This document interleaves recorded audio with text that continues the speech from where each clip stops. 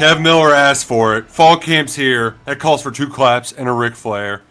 The Cats are kicking off preseason practice on Thursday, and here on 11 Personnel, we're going to talk about it today. He's Adam Luckett. I'm Nick Roush, and we're presented by our good friends at Monticello Bank. They've had our backs for many years. They've had the Commonwealth's back since 1895, which I looked up today, Luckett. That's right around the time that Kentucky first started playing football. Not exactly the same time, but it's pretty close. So I'm glad we got Monticello Bank on our sides, helping us out as we cover the Cats all year long. Shout out to Monticello Bank, presenting sponsors of 11 Personnel. Visit one of their convenient locations nearby to find a great rate. Start banking with locally, or visit them online at nbcbank.com. It's pretty easy app to use too. So check them out everywhere you go. Member FDIC, equal housing lender, Monticello Bank, proud presenting sponsors of 11 Personnel. Mr. Luckett, how are we doing today? Pretty good, pretty good. Beautiful Wednesday here in the Bluegrass. Ready to talk some football because football season is here. It has arrived. It's also, we got a big 2-year-old birthday at the Roush House. Ruby is officially a toddler. She has been for quite some time. Man, getting them ready for school during football season this year is going to be something because now she has an opinion on what she's going to wear and how I get to do her hair, and then I have to do the hair. And like you've just got 2 boys. My first 2 are boys. Dude, the hair, that is like when we were chatting with Olas the other day. I just was thinking, like, how much time am I saving in my life not having to deal with hair? Because I'm realizing it's much more difficult than it looks to keep that sucker straight and to brush it and all that. Like, it's a lot. Right, right. You know, there's some people that don't really need to shave. I think about that all the time. I was like, I do not want to shave today. It's the last thing I want to do. And then you let go for a few days and you're like, ugh. Yeah, and it's really bad.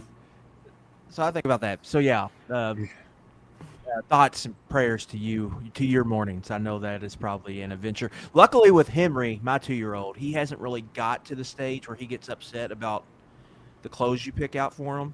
Yes. Now, Baker will.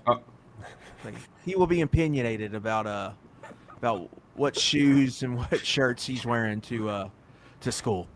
We went over there a couple weeks ago. I think he changed his clothes 4 times within 2 hours. That's just a Tuesday. Today, he's home because he's switching schools. He starts pre-K next week. He for lay down. We don't even call it nap because he doesn't really nap. It's like quiet time. He'll change into his pajamas.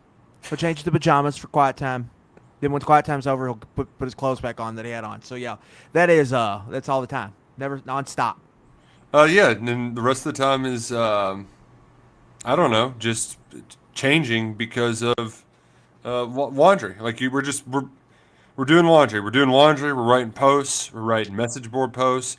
A lot of message board very active as of late because football season has arrived. And one thing I do want to just remind everybody here, like if you aren't on KSR Plus, 75% off is the craziest deal we've done. We normally do all these sales like it. It's like $1, try it out. I've never seen 75% off. So you can get 1 year for $30, $2.95 a month. So if you haven't done it, just go ahead, join us now. A lot going on over there. A lot going on KSR Plus. Justin Rowland, Jeff Drummond contributing as well. Because we had a avalanche of content from Kentucky Football Media Day, and we haven't even. Honestly, we're still skimming the surface a little bit. But Jeff and Justin, they got plenty of other stuff from Media Day that they're sharing as well. Luckett, there's a lot going on. We had a rapid reaction, but we still got more to. I was sitting back on Monday night, and you're seeing like some of the clips go around, and my group chat is just talking about. Catholic school football from 25. It was a very weird, like I still just haven't quite fully adjusted yet to what all that was on Monday. It's weird. It really is. I can't get over the opening. I mean, that was the most Louisville Catholic conversation, and I know a lot of people here had no idea what we were really what Will Stein was talking about. Well, I mean, the fact that I didn't realize it until after the fact, but using blackjack to compare to football, also very Catholic. Catholic, 100%. Yeah, it was unbelievable. Just all of that. I mean, we really didn't have time. I about got into the St. Margaret Mary juggernaut because I went to high school with a lot of those guys that played on that team. And then their coach ended up coaching at St. X, which was their quarterback's dad, Chris Way's dad. Just like, I was just like, what is going on? Like, this is Kentucky Football Media Day. Just wild stuff. I mean, even like everyone laughed at, I think, at some of the St. X Trinity stuff, obviously. But I mean, we were like 10 minutes away from what's a cooler trophy, the Shillelagh or the Governor's Cup. Like, we weren't far off from that, and so it was very very interesting. Even my wife asked me, she was like, "How did that make you feel?" I mean, I was like, honestly, it's weird, but also it's comfortable. Yeah, like, I don't want to speak for Will, but like it is. There would be like and like maybe not nervous, but just like kind of like, all right, from both sides. All right, what's this guy really like? And then from his side, who are these guys? Right. You know, there is some of that, but I think just the relatability of all of us, because we all kind of grew up in the same era. Yeah. Like, we're covering the same cloth. Right. Well, we just came from the same side of the tracks in some ways. Well, I think the part for me to not get too introspective about it is I realize, I'm not doing this for 38 years, but it is hard to sort of wrap my head around it that I think that was my 14th Kentucky Football Media Day. But in my mind, I'm still the 14-year-old kid that grew up watching Kentucky football. So to have the same, like, I put myself in a position where I'm in those group chats and like imagining one of those guys being the head coach of Kentucky. Right. It's just it's really it's hard to kind of grasp. And once we get things rolling, like it's going to be like normal. But it is, I think the biggest thing is just how much the sport has changed, and in life in general. Like, all of our leaders are all boomers still. Right, I know. I don't want to get Pete going here, but like most of the people you see as talking heads are all gray-haired people, right? And you're seeing things start to get a little bit younger, but this is really the first time that we've had somebody in a prominent position that is about our age, right? Like, it's just I can't think of any others. Like, even the younger college basketball coaches are still like a generation ahead. So like that's the part where it's different, and I enjoy the youth movement. Like, but I still go back to when I first started. Like, I used to relate to the players because we took classes together, and now I relate to the coaches because we can have conversations like how we started this show talking about our kids. So it's a little different, but I still thought it was also our chat with Stein was insightful because it not just the CSAA stuff, but like he talked about football and fourth downs and going for it, and like he said stuff that you hadn't heard him say before. So that's why they pay us the big bucks, is because we already heard everything he had said, and he just went and said a bunch of stuff he hadn't said before. And to wrap it up, we can move on from that. Mm-hmm. But the number one Louisville moment of that was Will Stein's core memory happened in Destin. That is the most Louisville thing of all time. Looking up and seeing Kirby Smart and Lane Kiffin and Destin. It really is. What's that bar down there that everybody goes to? Pompano Joe's? There's a few of them. That's like the one that's kind of on the water, right? The big like patio deal? I believe so. Yeah. There's the Crab Trap. I've only been once or twice. There's an Irish bar that's got the Irish pretzel bar brings as big the as people your out. head. Yeah. So yeah. So a couple other things from Media Day, both silly and not. We did get to sample some of the food that's going to be at Kroger Field this fall. They've changed the concessions. It's cheaper for your basics, but they've also upgraded the premium stuff. No sissy cakes involved, but did get a chance to try that out for the first time. Whatever they said about it, like whatever the like you can't really oversell how good they are. It's great. Like I know that there's been a lot of talk of sissy cakes. You put it in your mouth and you're like, oh wow, this is awesome. So free plug for sissy cakes. They're great. I did they announce that Kroger Field's cashless? Yeah, has that been announced? No, not yet. Okay. Well, there you go. It's coming soon. I thought they already were. Look it, to be quite honest with you, that's something you can anticipate. This is one announcement they did make today, but there's going to be a new Kentucky Fan Day. This Kentucky Football Fan Day is not technically Kentucky Football Fan Day. It's Meet the Team Day, and that is going to be happening on Saturday, August 15th, 1 week. So about 10 days from now. I don't really. I think the rebrand is clear that it's going to look and feel different than your fan day traditions of the past. It's just. Now what that is, they aren't saying, but going to practice and then taking pictures or maybe getting autographs afterwards, that's going to be different. What exactly that is, I don't know, but it got a rebrand. I think so fans will know to expect something different when this event takes place next Saturday. Yeah, it's going to be just interesting just to see how they kind of rebrand it to that point. But yeah, the age-old fan day sounds like it's dying. I don't want to say dying, but changing. But it changed under Stoops, really. Like when Rich Brooks had the fan day, it was. I don't remember them practicing. I just remember them. It was like you remember. I mean, everyone's probably seen the video. It's called "Running of the Gumps," like when at the spring game or their fan day, where they all run to try to get autographs. Yeah, that's what it was in my memory. Was just position like everyone set up at their own position around the field too, in the big stadium.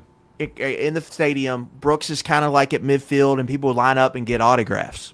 So that's what it used to be, and then it turned into like outside of the stadium at the practice facility and just people showing up to watch a practice, essentially. It's kind of what it turned into. So I'll be interested to see what it is there on August 15th. And I believe, Nick, that's the day of the first scrimmage. I believe they go scrimmage, week off, game prep. Yeah. I think it's how that works. So August 15th would be the first scrimmage. So that's an interesting day to do it. We'll see if that plays out that way, but typically that's how those work in the preseason. So yeah, different. I mean, things have changed a lot, and this is just another thing I think that's changing. Yeah, and I think we've mentioned it a couple of times too, but your schedule, your weekly schedule, your weekly game week routine is going to change as well this fall.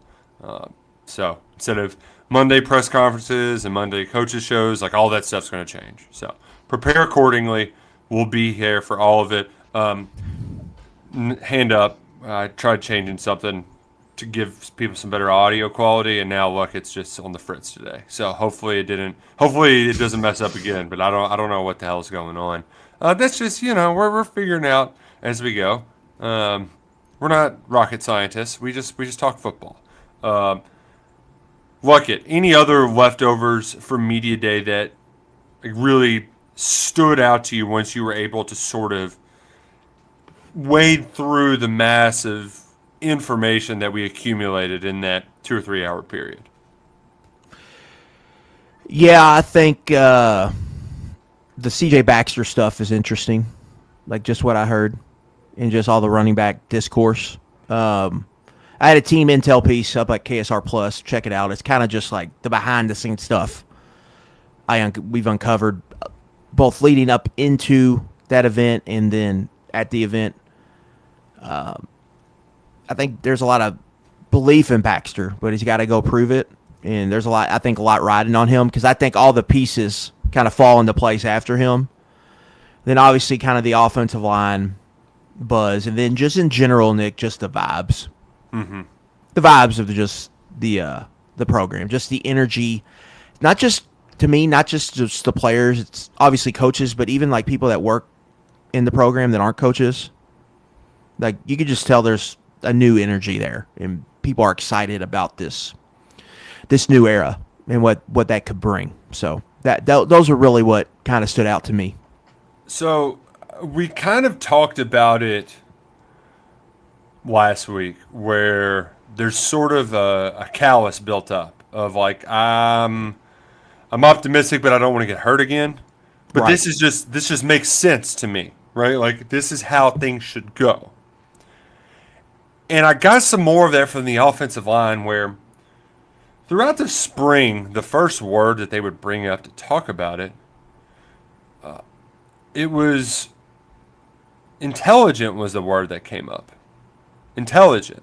Which, usually you go to big son bitches, right? Like some big hogs, they're strong. Like these guys are monsters, yada, yada, yada. But like when intelligence comes up, you think, what exactly does that mean? And what it tells me, Luckett, is that you put three experienced guys, very experienced guys, with two other players who haven't played a ton but have been in SEC football programs for 3 or 4 years. They're going to their 4th year. You're putting them together and you're asking them to figure it out. They should be able to figure it out pretty quickly. And I think that has sort of been the missing ingredient in recent years with the offensive line is the 5 guys, 10 eyes, 1 lens. That just hasn't always been completely connected, whether it be by injury or whether it be because, I don't know, they just maybe aren't that good. Like, I do think that's the part of this that makes me much more willing to believe that all this offensive line hype isn't just hype because they got paid a lot of money in the transfer portal. That like it actually can and should work out well. Yeah, I mean those are the words. Like that is the talk we're getting or hearing to this point. So we really didn't see them. We saw spring game, but that was kind of it. We really haven't seen them, so it's kind of you just got to take them for their word at this point. But I think you just look at who they went out and got. Like Colton Price was one of the best centers available. Lance Hurd was a huge get. Tegra Shabola picked Kentucky over multiple SEC options. I believe Auburn and Ole Miss were the two in on him. So you've got that. To me, you've got 3, I think, guys you feel really good about. And then it's just like, okay, what do we have with Olas Alinen and what do we have with Malachi Wood? But I also get the feeling, Nick, that they kind of feel good about some of the depth options. Jordan Knox is a name. He gets mentioned a lot.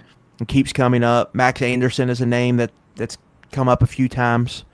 Those are 2 kind of guard center options. And at tackle, what is I would say, insurance plan if it doesn't work out with Malachi? Like, that's something. Olas? Is it Olas? Is it Mark Robinson? Is it someone else we're not talking about? So, yeah, I think they feel good about it. And I think they feel like this team is going to be a strength. I don't necessarily know it's going to be like this smaller run fit, but I think when you build an offensive line, the number one goal is kind of to protect the quarterback. Like, that's what you're paying for, is to give Minchie some clean pockets so he can operate. And so I think that's probably the number one goal here. And, yeah. Which, we can talk about a lot of things and kind of get into the weeds and overanalyze and all that, but really this first year, you don't want to say it all rides on the quarterback, but a lot of this year is going to be based on what does the offense look like, and really that just means what is his quarterback like? What is Kentucky paying for, right? Will Stein got hired because of what he did with offenses, mainly quarterbacks. So that's what you want to see. How does that translate here? And really it all comes down to Minchie, but the offensive line is important in that because you've got to give him a chance. Like, you got to give them a chance to have some success, and so that's what they paid for, in my opinion. Yeah, and there is a ton of pro Minchie hype, but you still want to go out there and see it, right? Well, I think there's some caution in this fan base Yeah, because we're it's just first year transfer again. yeah. There's in hesitancy, I think, for to get excited on this because they've just had to do this a lot, just kind of like get familiar with a transfer that hasn't played yet, and they're. I think a lot of people are just they don't want to go all in yet. They don't want to put. They're not putting more down than maybe the table minimum. Some people they just want to let's play a couple hands first before I see where we're at. Well, and part of that is because of the supporting cast. I find it interesting that they're really challenging DJ Miller in the preseason. Just the way they talk about him is not the way they talk about others, which means that this is their way of trying to coach him up, right? We know Light a that fire. yes, we know that the potential is there. We just got to make sure your ass is bringing it every single day. And that's the part about fall camp like it that is hard to discuss because I mean these guys are just getting their ass kicked for a month. Right? Like it is the whole point of it is a stamina test. It is a grind. Who can be the most consistent? Who can show up every day and bring it? That's what you're looking for here, and particularly at that wide receiver position, right? Who is going to be the most consistent? I think they know what they're going to get from the tight ends as far as it comes to pass catchers. But from a receiver standpoint, like I mean, we had somebody shouting out Prince Gene the other day, right? Like I mean, they're shouting out all these guys. Were they kind of like him, or they like him, or this guy's doing well, or but like it is Right. You don't want a situation like last year where it was like yes, we got a lot of guys. We like the depth of the room, but like Now we're just halfway gonna- to fall. But like really it was. I think he said it at media day. I think Bush Hamden said it at media day. He's pretty much like no one's separated, and that was kind of the yeah. the, They're just- the story kind of for a while, which is well, by week 3, they're like, I guess we're just going to throw a bunch of screens to Kendrick Hall and hope it works. yeah. Target him 10 times a game, 2 yards down the field, and see what happens. So that's something I'm watching in fall camp. Bucket. I want to ask you for more fall camp I will. storylines. Okay. But Go ahead. first, I do need to tell people though, because like it is. I know it's your AC is probably not breaking down now, but if it does, I have 30-year-old air conditioning units like it. If you upgrade and get new units, did you know that you can get rebates from LG&E and KU? I did not. Yeah, I had no idea. So like whether you're getting like central air, natural gas furnace, heat pump, water heaters, like any sort of energy efficient equipment, you can get money back off of your utility bills with LG&E KU. How do you find out how you get these residential rebates? Just visit lgne-ku.com/cashback. lgne-ku.com/cashback. And find out how, if you upgrade your home, you're also going to get rewarded on your utility bill with LG&E and KU. We got new thermostats like it, so I got to check and see if those qualify. Because, hey, if I can find a way to save on my LG&E and KU bill, then I'm going to find a way to do it. So check that out today, folks. There's I something. have a hot take, Nick. Okay, before is we it a hot move take away. from Fan Day? No. Okay. All We're on right. It's regarding receivers. Okay, hit me with your hot take. I feel pretty good about this receiver group. Like, I think they're going to be just fine. So I'm kind of with you where I think they're going to be just fine, but how fine is like what? Like, I don't think we're going to be in, like, when we go to Rocky Top, I don't think we're going to be going in here and be like, they just don't have good enough receivers like we have in the past in some of these games. Like, I don't think we're going to be like, oh, they just can't get open, or no, they just can't find a playmaker. Like, I like the group they have. And a lot of it is trust in some of the offensive design and structure, but I like DJ Miller. I think Shane Carr is going to be a good player. Nick Anderson's a total wild card. If you get anything from him, I think you take it. But, like, on paper, Harley Gilmore's their wide receiver 4. It's not a bad option to have. I think Jacaden Ferguson's got a chance to be somebody that can help them. I'm selling, or actually not selling. I'm buying the wideout room. I think it's got a chance to be a good room. I'm not saying it's going to be best in the SEC or anything, but I think the receivers are going to be able to put up some numbers this year. I feel much better about that room, I should say, than I do, let's say, running back. Well, yeah. I am in the point of the year where I just end up getting stuck watching random college football games. And last night, the random one that I stumbled upon was Louisville, West Virginia. What was that, 2006? 2007? We had some Colby Smith highlights in there. Oh, yeah.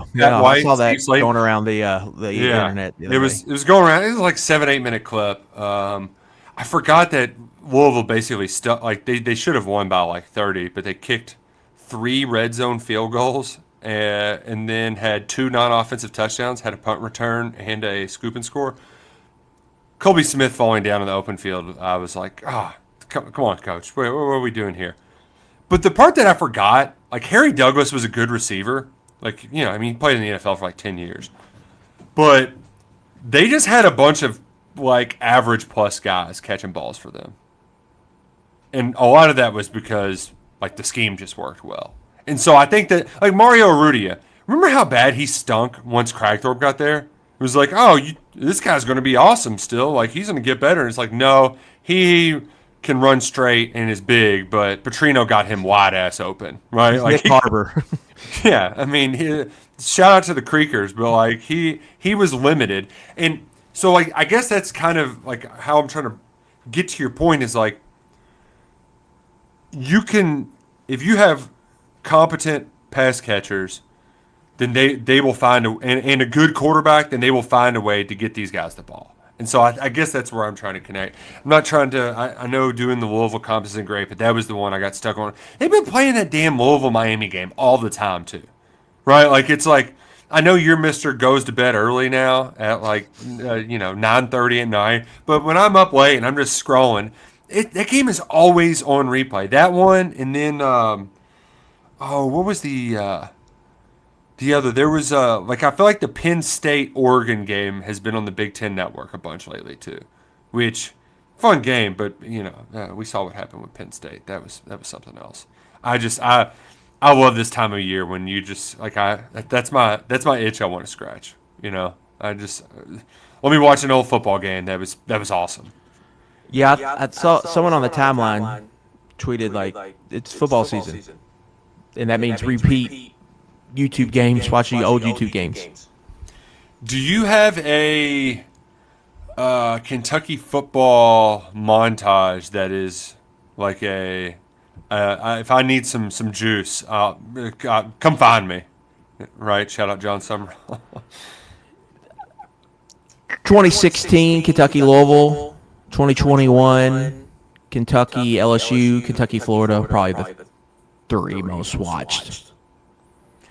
The one that's surprising for me, Bucket, is I love to replay the John Schlarman game at Tennessee. His final game when he shares the speech ahead of time. Those don't respect you. And they just go out and pick 6 Jarrett Guarantano to death. That one I revisit quite a bit. And the Bowden games are always weird for me to watch because there's nobody there. It just feels weird. And they're doing the mask thing. It's just it's weird to go back and watch them. You're just like if you just like blocked out that year. Like honestly, they're nice to watch because you realize how weird that was. Like, but at the time, I realized like I don't necessarily I didn't think that. I was just happy thankful, grateful. Yeah, to have that right. that we had that. Because that do you remember like the NFL games would get delayed and they'd be playing on like Tuesday or Wednesdays, like random times during the day. There was a Steelers game at like 3:00 on a Tuesday. So Yeah, like bizarre. I just appreciated that because it was like there's nothing else on. Like, what else are we gonna do? So it was nice just to have that. At least we had that. And at least like in the Journey video, they have, or whatever they call them, that's basketball is the Journey. I forget what they brand them, but in those recaps, they have the music that gets you all juiced up for it. So I like that. The other one that's low key great. Shout out to Joe Moorhead, who's making headlines right now because his Akron team is letting someone help script an opening drive. If you're a fan who buys season tickets, you get a chance to win, which is the most Akron football Mac behavior ever. But that game that Kentucky beat Mississippi State with Joe Moorhead, they were undefeated, I believe. Kentucky might have been too, and it was like Kentucky was a big raining. dog. They were like a double-digit dog in that game. Yeah, rain day. It was kind of like that annoying rain all day. I remember being at the tailgate and it was just like, this kind of stinks. It just was like not hard, but it just was always there. You were just wet, and it's just a slobber knocker for 3 quarters. Montez Sweat, Simmons Right. on that defensive line, and Kentucky stuffing the run because Nick Fitzgerald can't. I mean, I think I could throw the ball left-handed better than that guy could. But he was a big son bitch who could run the football. Like it was just like a true just. And then that fourth quarter, I think it was 7-7 going to the fourth quarter, and then Benny rolled up 3 more touchdowns. He ripped off one long run and that kind of opened the floodgates. Yeah, was it a pick six or did it go pick long touchdown run? It was turnover, and then I think the play after the turnover was like a 40-yard Yeah. touchdown run, and then I think Kentucky got some short fields after that to Yeah. kind of play add-on. Speaking of Fitzgerald, reminds me of Dan Mullen. Obviously, he gets a lot of credit with making him a kind of quality quarterback, but one of the most memorable COVID moments was him complaining that A&M had too many fans there. We need to have fans.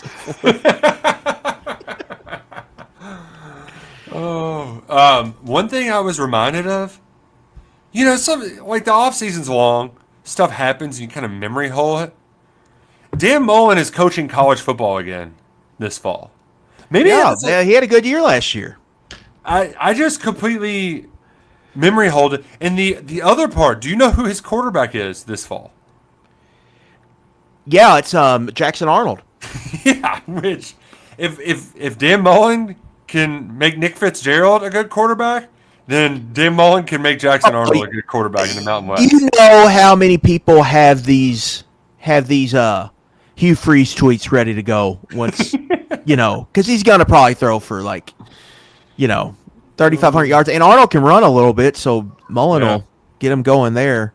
But yeah, he's at UNLV. Like he's gonna get a power conference job. Yeah, I pulled up their numbers. I don't have their numbers pulled up here, but yeah, I think they had a pretty good year last year.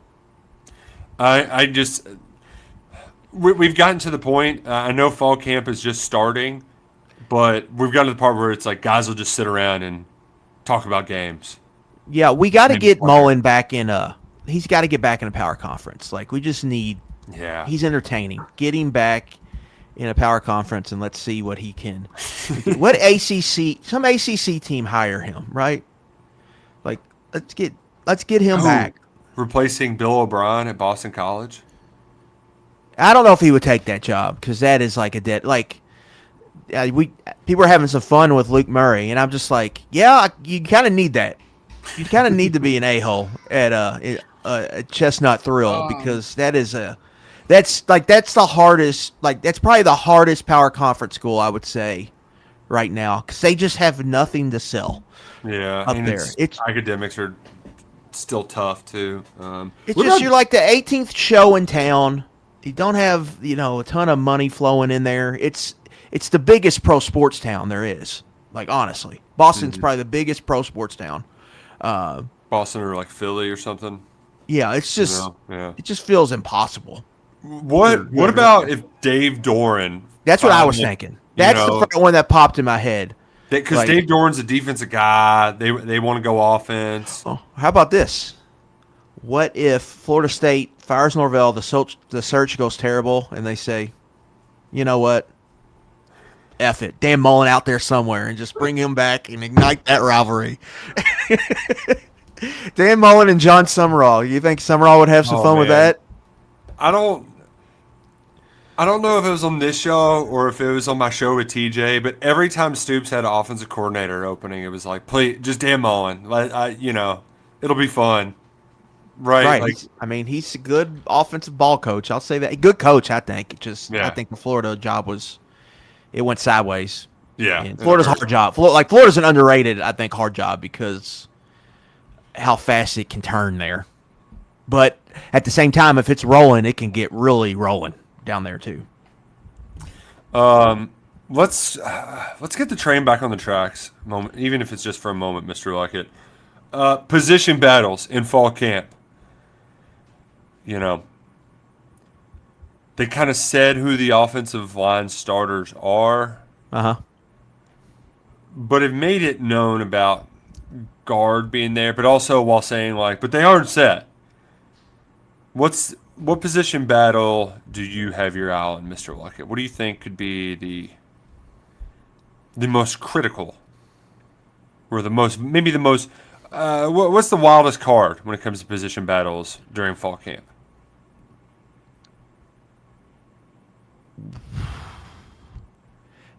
Can I say defensive tackle depth? No one get hurt in the defensive tackle room. Okay. I would say that. I'm interested to see just how they utilize McQueese Humphrey Grace and Cedric Works, specifically with Sam Green out. You do get the sense that Sam Green is going to play a role, just when and how good. Yeah. It's hard to really say, Nick, because I feel I know Will Stein did the coach thing, no jobs have been settled, but it kind of feels like the jobs have been settled. I'm going to make a depth chart here soon, KSR Plus, and just top of my head, there's not really many battles. The only one that really stands out is backup quarterback. That's what I thought you were going to go with from the jump. It's just that is the one. And basically, it's to me, here's how I view backup quarterback. Matt Ponatoski, how fast can you get up to speed here? Because that feels like what will just happen. Mm-hmm. It's just how long does it take him? That's where I'm at with position battles, because it feels like the starters are established, just kind of setting the pecking order, and also I think keeping some key guys healthy.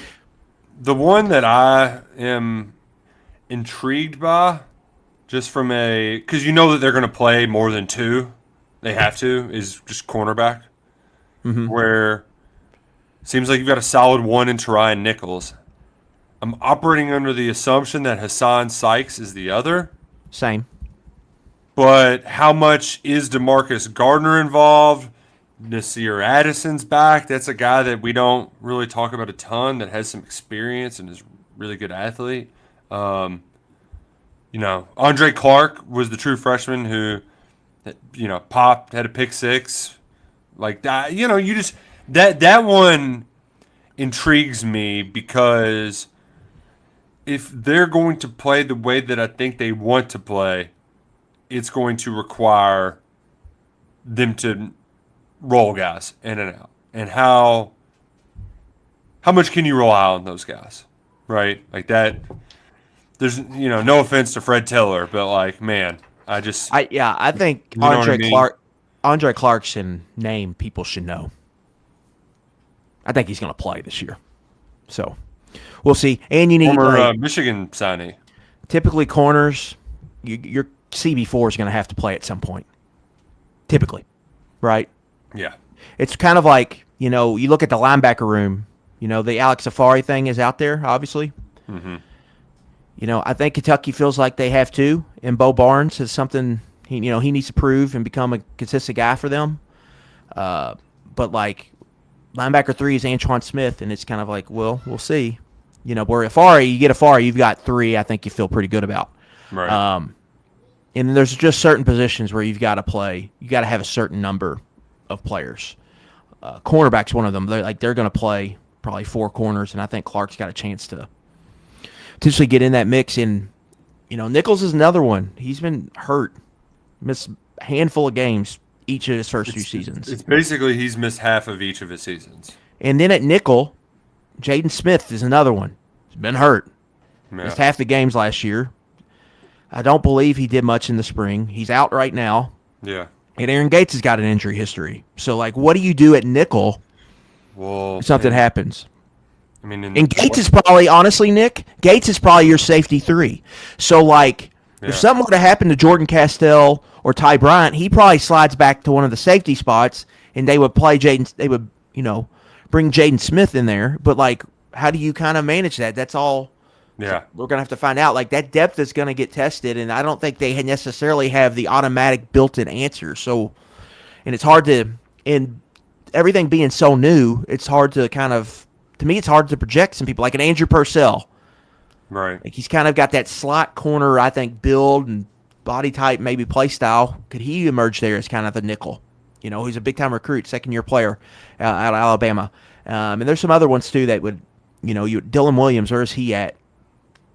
So, yeah, it's going to be interesting to see how they manage all of this. But there's key guys that I think we're going to hear a scrimmage happens and 7, 8, 9 guys might not play. It might not even be injury related. It's just we're not going to risk it here. And the other part about Gates too, like that guy's it's been one injury another throughout his career. I mean, we talk about some of the offensive players who have undergone a bunch of injuries. I mean, Bateman, the way he described the star position, he told a story about being at A&M and having that guy go down kind of screwed him up because they just didn't have somebody they could count on at that position. So that's certainly something that we will be monitoring closely. The fall camp schedule, Luckett, it's a little odd. I don't think because, well, at least for us in particular, like the times are different every day. But you'll hear from head coach and the coordinators every Saturday until the final week of the preseason. And then I believe is it a Monday, Thursday schedule? Is that right? I think it's Tuesday, Thursday. Tuesday, Thursday? Yeah. So I'm a little. It's not the same. It's like the same for 2 weeks, and then it changes the last week. Yeah. So that's just kind of when you can expect to hear updates from fall camp. I'm expecting mum to be the word in many instances. So that's all fall camp. So once you get past kind of that first week and then scrimmages, maybe you get something, but I'll be interested to see how they kind of handle all that. But yeah, that's typically once you get in kind of late August, everyone's sick and tired of it. They're just ready to get this done with and start the season. Let's see. What do we have here? Oh, Justin McBride. Justin McBride. Dude, I got a hand up. You talk about forgetting stuff. Always forget he's on the team. Like when I go through my mental math of things, always forget Justin McBride is on the team. Let's see. What else here did I write down? What did I write down that first to talk about? The off schedule has got me off schedule as well. Oh, hey. Quickly, I know we talked about the Stein interview earlier, but very funny to see Louisville fans react to this. Because you knew what it was going to be. You knew they were going to get hot and bothered, and they still took the bait, Luckett. They still took it. Can't help themselves. They really can't. That's the whole thing is fascinating, all that. That's why I asked Stein really just like, what is it going to be like for you? Because, he's going to be hearing from, I would assume, friends, former teammates, and all that, and then just the whole thing of it when it arrives. I mean, we got a while till we get there, but yeah, you see some of the burners are upset as it works out, but it goes both ways. Yeah, that's what you do. That's this time of year. As Stein said, like that's part of the rivalry. You bring out the trash talk. Yeah, Louisville's fascinating. That first game, Nick, is pretty big for them. Well, the first 3 weeks of their season. Right. But the first one specifically, because they need that win, I think, to absorb the ACC badness. Well, that and just absorb the one Brom clunker you know you're going to get. Yeah. You go throughout Jeff Brom's coaching history, they are there. They're all over. You're going to have it. So, like, to absorb that, they got to have, I think, that win. And it's a fascinating game because I have no idea what to expect from Louisville at the quarterback position. Yeah, and on the other hand, too, is you think Ole Miss is built to be awesome, but at the same time, I'm going to be skeptical of Pete Golding.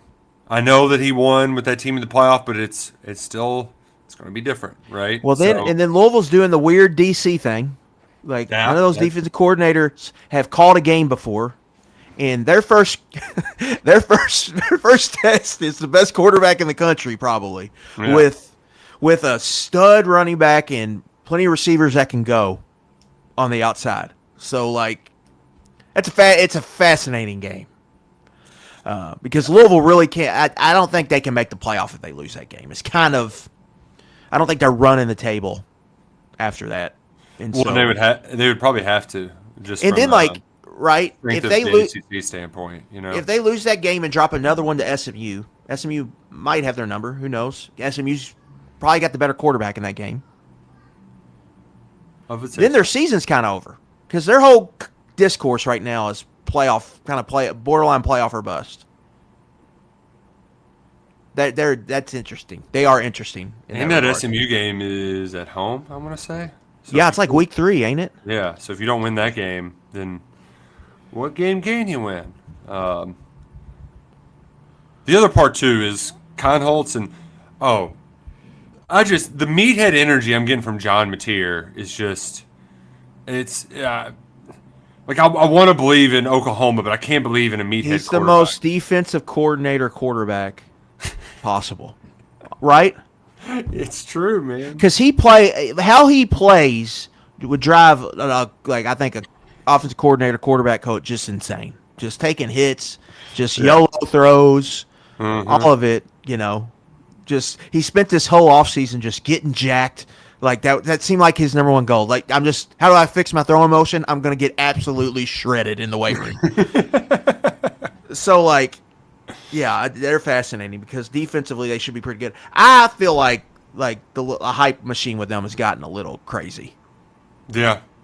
Like this was a team that needed all these turnovers in like this awesome pass rush to kind of win games, and they pulled a horseshoe out of their rear for a few of those wins. I just don't know if they can sustain that. Yeah, and they also I'm not saying they're going to be bad, but they feel like they just feel like 8-4 with that schedule.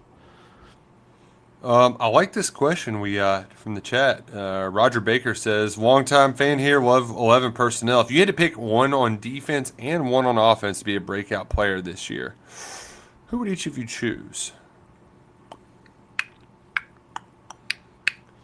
Defense is a little bit more challenging. But I think I would probably go CJ Works. Yeah, people aren't talking about him enough. I haven't really heard much about him. So that makes me cautious, but his true freshman season was, I thought, pretty impressive. And he can be the guy that you didn't really know about that all of a sudden is making huge plays. It's not like a defensive tackle who's getting, 5.5 TFLs, which can be pretty productive for that position. But you know what I mean? If Works is going to make an impact, it's big third downs, getting off the field. Defensively, I think he's got to stay healthy, but Aaron Gates. Yeah. I think he can be a real player for them. Just the importance of the position, his experience. Again, 2024 Georgia-Florida tape. Go watch it. Just go watch it. He was awesome in that game. He's a freak if he can stay healthy. Offensively, I think Mikael Skinner is an obvious answer, but I feel like we give that out a lot. I don't know if you can call C.J. Baxter a sleeper or breakout player, but But if he had 1,200 yards, that would pretty much double his previous career high. I think he had 720. The thing with Baxter, that I think he can run for 700, 800 yards, but I also think he could have 35, 40 receptions. So I think you could look up and he has 11, 1,200 yards from scrimmage and can just be a legit guy for them if he's healthy. But there's a lot of if he's healthy caveats with this football team. That is the harp thing. Because I think if this team stays relatively healthy, they could really scare some folks and really I think they could have a shot maybe at 8-4. But I also think if the injuries go away from them, it could get ugly, and then it gets ugly. Unfortunately, when the schedule I think kind of opens up in November. That's the thing with this team. That's what my biggest worry. So I do I think a lot of it is going to be watching availability reports all year. I think they have to stay healthy, and that was kind of the issue the last couple of years. Nick, they just could not stay healthy, and it really bit them in the rear down the stretch. the last time we had this much, if they say healthy conversation, it was going into that Devin Leary season. And Leary, except for getting concussed, but no, actually it was an eye injury. And Mississippi State, I mean, he started in every game, played in 11 and a half of them. So hopefully history repeats itself in that regard. A couple other quick hitters before we get out of here. One, $30 tickets are going to go up for sale tomorrow because there's 30 days till game day. So keep your head on a swivel for that. One other thing too, Lucky, we got our college football announcing teams for the fall on ESPN, and we knew they were breaking up the Jordan Rogers, Tom Hart, Cole Kublik crew, but it still bums me out that they didn't keep Cube with Hart. You knew Cube was going to get bumped up into the booth, but it still bums me out that he's right. Let him keep them together and let them go call the Holy War or something. Let them get and instead full late night window or something like that. It's like Roddy Jones, he's fine. Yeah, but Quint Kesnick, he's solid. I like Roddy Jones. They're fine. The SEC crews are brand new. SEC Network, the late night crews, brand new. It's Aaron Murray, who's called who was on the Jefferson Pilot window last year. Before that was calling Mountain West games on CBS Sports. He's with I can't even remember who he's Boyman? with. No, Roxy Bernstein is who you're thinking of, but that's not who he's with. I cannot remember the play-by-play guy. I cannot remember him off the top of my head. But then Alyssa Lang's not doing sideline anymore. She's doing the old Reese Davis job, which is pretty much like College Football Tonight, like the recap show on ESPN. Well, basically, she's taking Matt Berry's job, and Matt Berry's getting the job that she should have gotten. She should have just been promoted to SEC Nation. Instead, they gave it to Matt Berry because I guess he wanted to get on the road or something. I don't really know. But basically, what we're seeing, Luckett, with all these mismatch of the broadcasting crews, Mike Monaco. No, he's with Jordan Rogers. Yeah, I don't know what the other one is. Mike Monaco's doing Friday night. Yeah, he called the College World Series this year. He's on the rise, I would say. One of the fast rising play-by-play guys. What's happening is we're seeing the SEC, ABC, and ESPN are getting more of the SEC inventory. So, the SEC network people, they don't really know what to do with. Are you going to stick them on a Big 12 game, right? Some random one-off? I guess so. So that's what's happening. Are we no longer getting the Dave Fleming? Is he not doing college football anymore with the Brockett ship? Dave Fleming is no longer with ESPN. Oh no! When did that happen? I think it was announced shortly after last season, but yeah, he's no longer with ESPN. Is he doing just the Giants deal? That I'm not sure of. Maybe he got in with how the baseball got on NBC and Netflix. Maybe got in there. I'm not sure. Got you. Because I loved a good Dave Fleming, Brock Osweiler, Pac-12 After Dark game. Right, Arizona State is playing at 10:30 against BYU. That makes for a fun night. Yeah, it's going to be weird. I would assume Rogers is going to do studio stuff on ABC during the season, something like that. Yeah, and they're getting them on First Take too, and all their talking head shows. So yeah, it's hey, it just takes a little bit getting used to. We'll enjoy it. Someone's gonna emerge from this, but it'll be a little different this year. Broadcast teams, but somehow we'll adjust. I feel like, but the Kublik one was the big one. Yeah. Merle does not approve. Does not approve one bit. I don't know. Do we have any other quick hitter news? I can't really think of anything off the top of my dome. Oh man, yeah, I don't. Nothing crazy like it. Even NFL training camps have been kind of, there's some re-signings and stuff like that, and Aaron Rodgers is, making people at ESPN nervous because he's saying stuff on McAfee's show. But like, there's not any Hard Knocks started, and nobody really cares about Hard Knocks anymore. So it doesn't have the same pop that it used to. Yeah, the training camp, it's just like it's big, and like if you're in the NFL space, people are into it, but it's like it's everyone just kind of reacting to people's like amateur kind of football filming videos for a couple weeks. Or the close-up highlights that you can't see the full play. You just track the ball while it's a long spiral or something like that. Right. We do have the Hall of Fame game on Thursday night. So shout out Hall of Fame game. It's here. Preseason football gets a hard time, but I do like turning these games on. Yeah. And like just watching them for a little bit. Like it's awesome. You get some random names. I feel like DTR was always a fun preseason quarterback to watch. It's just one of those Saturday tomorrow. One of those Saturdays, they're on all day and night. You just turn them on. It's just great background noise. It's just like, oh, there's what's his name? He's still in the league. What's he doing on this team? It's I'm a fan of them. Now, I'm not sitting down to watch them from start to finish, but I'll definitely watch a few series when they're on. Oh man, we're getting Carson Beck versus Kenny Pickett. Heck yeah. Oh man. Scoots once thought that Kenny Pickett was the answer for the Steelers. Like what? The guy fake sliding for Pitt. ACC legend, Kenny Pickett. Haynes King will be playing in this game too. So we're going to get some ACC football on a Thursday night in Canton. QB Power Haynes King coming down your chimney in the NFL. You would talk about a fun game to watch. Was that 2-point off with Haynes King in Georgia a few years back? I have a take regarding Haynes King. Okay. I like Buster Faulkner.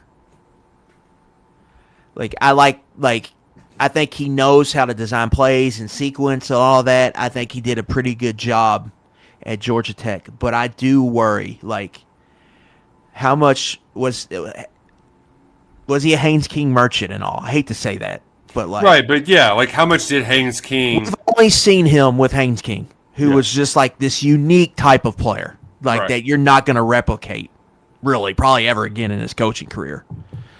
So, what does he look like without him? I'm fascinated to see him because Florida's got some receivers that can go. Can he put together a, legit passing attack? I'm just interested to see it because their offense was so unique at Georgia Tech. It really was pretty unique how they ran it, but they're not really going to run that without Haynes King. What does it look like without him? I guess what I'm saying is I like Buster Faulkner a lot, but I have some prove it. I need to see it first because I think what they did, just Haynes King was just a unique talent there. And they had a good offensive line at Georgia Tech. And I'm this offensive line at Florida, it's come out that John Summerall was deadlifting more than them. So, and he's talked about how concerned he is with it. So what do they look like on the offensive line? Yeah. It's a little on the iffy side. It's hard. And what they did at Georgia Tech, a lot of it was successful because of the offensive line. You got a former offensive line coach leading the way. So something.